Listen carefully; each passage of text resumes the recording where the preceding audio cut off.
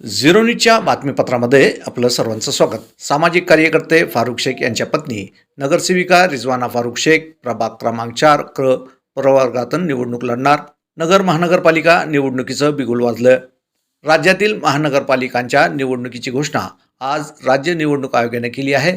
त्याचबरोबर नगरसेविका रिजवाना फारुख शेख प्रभाग क्रमांक 4 मधून निवडणूक लढणार असल्याचे जाहीर केले आहे.